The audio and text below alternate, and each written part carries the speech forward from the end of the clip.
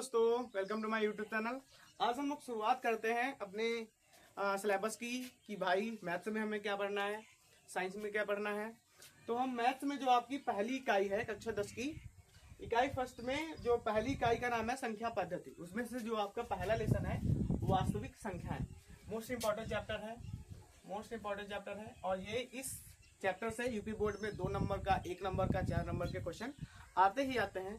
तो हम लोग इस जो एक्सरसाइज है, लेसन है, 1 लेसन है, जो इसको हम लोग 2-3 पार्ट में कवर करेंगे। एक्सरसाइज 1, एक्सरसाइज 2, तो हम लोग कवर करेंगे इसको 2-3 पार्टों में और अच्छे से कवर करेंगे और अच्छे से डीपली हर चीज हम लोग समझेंगे कि भाई संख्या क्या होती है, परिमेय संख्या क्या होती है, अपरिमेय संख्या क्या होती है, अभाज्य गुणनखंड क्या होते हैं, भाज्य गुणनखंड क्या होते हैं, सारी चीज हम लोग समझेंगे। तो लेसन की शुरुआत करते हैं हम लोग। भाई वास्तविक संख्या को पढ़ने से पहले हम लोग संख्या पढ़ लेते हैं। भाई संख्या क्या होती है? संख्या होती है आपकी 2 प्रकार की। संख्या कितनी प्रकार की होती है? 2 प्रकार की। पहली संख्या का नाम है वास्तविक संख्या। क्या? वास्तविक संख्या। और दूसरी संख्या का नाम है काल्पनिक संख्या। नेक्स्ट, आपका जो वास्तविक संख्या होता है ये भी आपका 2 पार्ट में डिवाइड होता है। पहला होता है परिमेय संख्या और दूसरा होता है काल्पनिक संख्या। भाई परिमेय संख्या, काल्पनिक संख्या, ये सब हम इसी लेसन में पढ़ेंगे, लेकिन स्टेप टू स्टेप वाइज पढ़ते जाएंगे। तो जो आपके सिलेबस में है सिर्फ वास्तविक संख्या है। काल्पनिक संख्या से हमारा कोई लेना देना नहीं है, तो हम लोग इसको नहीं पढ़ेंगे। जब लेना देना नहीं है तो पढ़ के क्या मतलब है, क्योंकि हम लोगों को यूपी बोर्ड में मैक्सिमम मार्क अचीव करने हैं। तो हमारा लक्ष्य रहेगा कि ये जो लेसन है आपका वास्तविक संख्या है, इसको ही डीपली अच्छे से पढ़ा जा सके। भाई इतनी चीज आपको समझ में आई ना कि संख्या को 2 पार्ट में बांटा गया, वास्तविक संख्या, काल्पनिक संख्या। जो वास्तविक संख्या है इसको 2 पार्ट में बांटा गया, परिमेय संख्या और अपरिमेय संख्या। भाई नेक्स्ट चीज आपको यहाँ पे पढ़ने को मिलेगी भाज्य संख्या। कौन सी संख्या है? भाज्य संख्या। और दूसरी संख्या मिलेगी अभाज्य संख्या। भाई भाज्य संख्या क्या होती है और अभाज्य संख्या क्या होती है?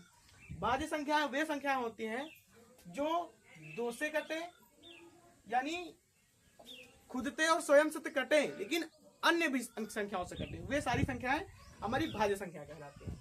यानी आप इनके क्या होंगे? 2 से ज्यादा गुणनफल होंगे। 2 से ज्यादा गुणनफल। और अभाज्य संख्याओं के क्या होंगे? सिर्फ दो गुणनफल। यानी जो अभाज्य संख्या होंगी या तो 1 से कटेंगी या तो स्वयं से कटेंगी। लेकिन जो भाज्य संख्या होंगी या 1 से कट जाएंगी, 2 से कट जाएंगे, 3 से कट जाएंगे, यानी उनके क्या होते हैं? 2 से ज्यादा गुणन, मल्टीपल 2 से ज्यादा मिलेंगे, तो वो सारे आपकी भाज्य संख्या होंगी। अभाज्य संख्या सिर्फ जिनके 2 मल्टीपल मिले, गुणनखंड 2 मिले, वो आपकी अभाज्य संख्या कहलाए। ठीक है, इतना समझ में आया? तो भाई हम लोग अब आपकी जो एनसीईआरटी की बुक है, तो एनसीईआरटी बुक में जो आपका पहला लेसन है, पहला लेसन का पहला सवाल है, वो हम लोग स्टार्ट करते हैं। इतना अगर समझ में आ गया हो तो भाई स्टार्ट करें पहला लेसन का पहला सवाल।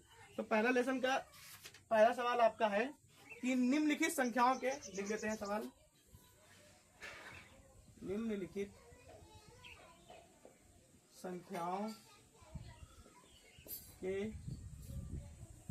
संख्याओं के अभाज्य गुणनखंड, निम्नलिखित संख्याओं को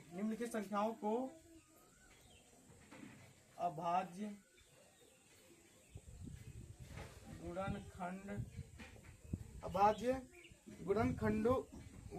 गुणनखंड के गुणनफलों के रूप में व्यक्त कीजिए। अभाज्य गुणनखंडों के गुणनफलों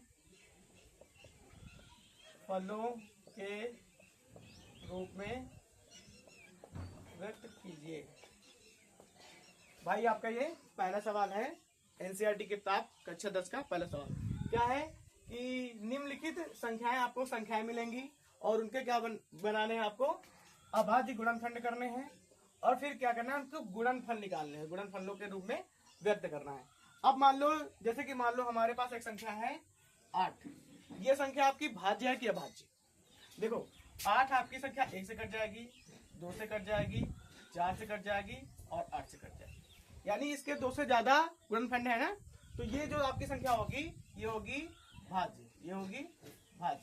और मान लो यहीं पे एक 3 आ गई, ये इसका गुणनफल 1 और सिर्फ 3, लेकिन ये संख्या जो है अभाज्य होगी। यानी आपको संख्याएं कैसे निम्नलिखित संख्याओं को अभाज्य गुणनखंड, आपको संख्याएं मिलेंगी उनको क्या करना है, अभाज्य गुणनखंड के रूप में व्यक्त करना है और फिर उन गुणनखंडों को लिखना है। तो पहली आपकी जो पहला सवाल है वो आपका सवाल है कि भाई 140 आपकी संख्या है और 140 को हमें क्या करना है, अभाज्य गुणनखंड करना है। पहली संख्या आपकी क्या है 140, दूसरी संख्या आपकी है कितनी है भाई 156, और तीसरी संख्या है आपकी कितनी है भाई 38-25। किताब हमारे नीचे रखी हुई है क्योंकि यहाँ पे रखने के लिए कोई जगह नहीं, इस वजह से नीचे रख रखा हूँ। और चौथी संख्या आपकी है कितनी है भाई, चौथी संख्या चलो उस पेज में, तो पेज पलटते तो ही है, तीसरी संख्या इधर करते हैं हम लोग, चौथी संख्या आप लोग कर लेना भाई, ना है तो बताना फिर कर देंगे। देखो इसका हम लोग अभाज्य गुणनखंड निकालते हैं, अभाज्य गुणनखंड कितना 140 का। तो 140 को हमें ऐसी छोटी संख्या से काटनी है कि ये पूरी तरीके से कट जाए, इसके नीचे 1 आ जाए। तो हम लोग देखेंगे, आप लोग डिविजिबिलिटी का अगर नियम ना आता हो तो बताइए डिविजिबिलिटी का नियम क्या होता है, क्या कहलाता है, कौन संख्या 2 से कटेगी, कौन संख्या 3 से कटेगी, कौन से 4 से कटेगी, कौन से 5, कौन से 6 से, कौन से 7 से, कौन से 8 से, कौन 9 से, कौन से 10 से। यानी 1 से 10 तक के आपके डिविजिबिलिटी का नियम आना चाहिए। अगर आपको डिविजिबिलिटी का नियम आता होगा तो ये संख्या आपके लिए काटने के लिए बहुत ही आसानी होगी। देखिए कैसे काटते हैं हम लोग भाई, इसके हमने क्या क्या अभाज्य गुणनखंड निकाले। देखो लास्ट में 0, 2, 4, 6, 8 ये चीजें अगर आ जाए तो वो संख्या आपकी 2 से कट जाएगी। 2 से काट दिया, 2 सते 14, 0 का 0, फिर 0 है, फिर 2 से काटो, 2 3 6 तो 25 10। अब ये कितने से कटेगी, 5 से कटेगी, 5 सते 35। अब ये कितने कटेगी, 7 से कटेगी, 7 के 7। आपको नीचे 1 जरूर, जब तक 1 ना आ जाए तब तक आपको काटनी ही है संख्याएं, ये याद रखना भैया। आपको संख्या 1 तो नीचे लानी ही लानी है। अगर आपकी संख्या 1 आ जाती है नीचे तो आपका सवाल समाप्त हो जाता है। नेक्स्ट भाई, अब देखो इसके अभाज्य गुणनखंड लिखते हैं। अभाज्य गुणनखंड तो हो गए, अभाज्य गुणनफल, गुणनफल इसके लिखते हैं, गुणनफल। एक चीज और मैं बता दूं, इसके जो गुणनखंड निकलेंगे वो अभाज्य ही गुणनफल होंगे। यानी ये जैसे 2 है संख्या, फिर 2 है, फिर 5 है, फिर 7 है। अब ये जैसे 2 है, मैंने 2 लिख लिया। अब बताओ 2 किससे कटेगी, 1 से कटेगी या 2 से कटेगी। 5 लिखी, 5 किससे कटेगी, 1 से कटेगी या तो 5 से कटेगी। 7 आई, 7 1 से कटेगी या तो 7 से कटेगी। यानी जो इसके गुणनफल निकल रहे हैं वो भी संख्या किससे कटेंगी, आपकी वो संख्या अभाज्य संख्याओं की। जो इसके अभाज्य गुणनखंड निकलेंगे वो कैसे होंगे, अभाज्य संख्या है। इसमें से जैसे कि अभाज्य गुणनखंड ये निकला है आपकी 2 गुणे 5 गुणे 7। अब इसको कैसे लिख सकते हैं, देखो इसके ऊपर घात 1, इसके ऊपर घात 1, इसके ऊपर घात 1, इसके ऊपर घात 1। हम घाते क्या करेंगे, जब घातों का गुणा होता है तो घातें जुड़ जाती हैं। 2 का 2 हुआ भाई, घाते 1 और 1 कितनी हो गई 2, फिर गुणे 5 पर घाते हैं कि भाई 5 की 5 क्योंकि वो घाते है नहीं 5 करी, फिर गुणा 7 के घात पावर 1 लिखो चाहे लिखो। ये हो गया आपका आंसर, ये क्या हो गया आपका आंसर। नेक्स्ट सवाल आपका 156 है, ये आप लोग करके दिखाइएगा भैया। फिर है 38-25, बताइए हम करके दिखा दें कि खुद कर लोगे तुम लोग, करके दिखा दें, चलो भाई करके दिखा देते हैं इसको। 38-25 3825। देखो इसके अंत में 5 है और जिन संख्याओं के अंत में 5 और 5 हो, 0 और 5 हो, वो संख्या है आपकी 5 से विभाजित हो जाएंगी। भाई करो इसको, 5 से काटो, 5 सत्ते 35, 3 बचा, 3 उधर चला गया, कितना हुआ 5 छका 30 हुआ, फिर कितना बचा 5 सत्ते 35, 3 उधर चला गया, 5 छका 30, 2 उधर चला, 5 25। ठीक है, कितना आया 765।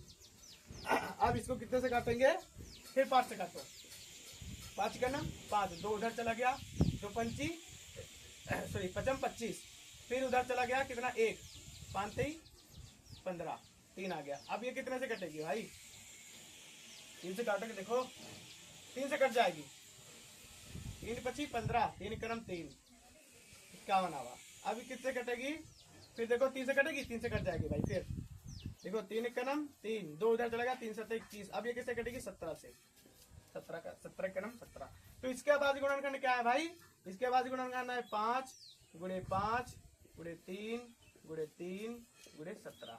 देखो फिर इसके ऊपर पावर, इसके ऊपर एक, इसके ऊपर, इसके ऊपर, इसके ऊपर एक। देखो गुणनफल में मैंने बताया था जब गुणा करते हैं तो घातें अगर सेम होती है तो घातें जुड़ जाती हैं, अंक अगर आपका सेम होगा। देखो नीचे बेस सेम है तो जो घातें होंगी वो जुड़ जाएंगी भाई। 5 है, 5 के ऊपर 2, 3 के ऊपर 2, 17 के ऊपर 1 है तो एक लिखो, 4 है लिखो। अब इसको क्या हम ऐसे भी लिख सकते हैं 3 की स्क्वायर 5 की स्क्वायर गुणे 16। भाई अगर हम 2 का गुणा 3 से करें तब भी 6 आएगा, 3 का गुणा 2 से करें तब भी 6 आएगा। यानी आपको ये बेस चेंज हो सकता है भाई, कोई भी आ सकता है। ठीक है, ये हो गया आपका तीसरा सवाल। तो भाई दूसरा और चौथा जो भी सवाल है वो आप लोगों को करना है। मैंने आपको सवाल कितना बताया, पहला बता दिया और तीसरा बता दिया। आप लोगों को अब मुझे दूसरा सवाल और चौथा सवाल करना है, अच्छे से करना है। तो हम लोग इस क्लास में सिर्फ एक ही सवाल कर पाए हैं क्योंकि वीडियो ज़्यादा लेंथी नहीं बनाना है मुझे। तो अब नेक्स्ट क्लास में हम लोग question number 2, question number 3, question number 4 ऐसे सीखते जाएंगे। ये जो आपकी एक्सरसाइज फर्स्ट है ये मुझे लग रहा है कि 2-3 पार्ट में कवर हो जाएगी और अच्छे से कवर करना है हमें, क्योंकि यूपी बोर्ड एग्जाम में मैथ्स में हमें लोगों को नंबर लाने हैं 95+। ये हमारा लोगों का टारगेट रहेगा कि भाई इतने तो कम से कम पहुंच ही जाए। और पहुंचेंगे क्यों नहीं भाई, क्योंकि आपको सवाल एकदम सरल मेथड से बताया गया है। यहाँ पे आप पहले ही 3 से काट सकते थे, लेकिन हमने क्या किया, हमने पहले यहाँ तक ये थोड़ा नहीं कहा गया है कि आप एलसीएम निकालिए एचसीएम निकालें। आपको ये कहा गया सिर्फ अभाज्य गुणनखंड व्यक्त कीजिए। तो आप किसी भी संख्या, बड़ी से संख्या काटे छोटी संख्या से काटे, इससे कोई मतलब नहीं है। अगर आपसे कहा जाए कि एलसीएम निकालिए एचसीएम निकालिए, तब आपको छोटी से छोटी संख्याओं से काटना होता है। ठीक है, तो आपको ये वीडियो कैसा लगा है आपको यूट्यूब में आपको कमेंट में बताना है। वीडियो को लाइक किए, शेयर किए। Thank you.